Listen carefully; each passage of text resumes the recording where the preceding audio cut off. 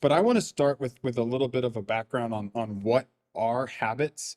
I find that spending a minute here on some of that underlying science helps us understand or appreciate some of what's featured in the assessment itself. So, as a brief introduction, I have just a few visuals for us to support what are habits. And I want to define them first as ingrained behaviors. Habits are ingrained behaviors. They are a reflection on past experiences, specifically the survival strategies that we deployed in the past, that in the current moment serve us in some cases, and in some others may actually hold us back.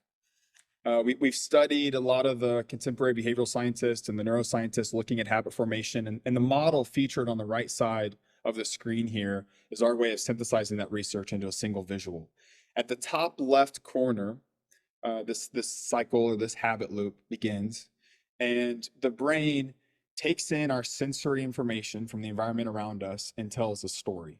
It tells a story about what's happening and what will predictably lead to a successful event, more opportunities and less problems. There's just like an unbelievable amount of new and contemporary research done in the neuroscience field about how sophisticated this prediction is. Like things like 80% of our total nervous system lives outside of the brain. And so the brain is then charged with and commissioned to like assimilate that information in a really compelling way. The brain then triggers anticipatory emotions we feel prior to action, and those anticipatory emotions then trigger actions that either lead to our flourishing and are therefore reinforced, or lead to less problems or squandering problems and more issues. Those behaviors are extinguished. This, in sort of an unfathomable like way to think about it, just occurs all the time, and our habits are always being either enforced or extinguished over time.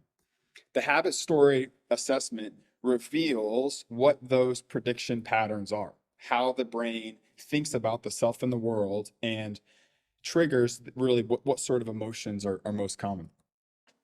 The four anticipatory emotions that are measured are drive, care, fear, and hope. Together, they reveal how somebody pursues opportunities, protects those opportunities, avoid problems, and solves problems. And these four in combination prove to be a really robust and helpful way of understanding how somebody is likely to show up in in the workforce.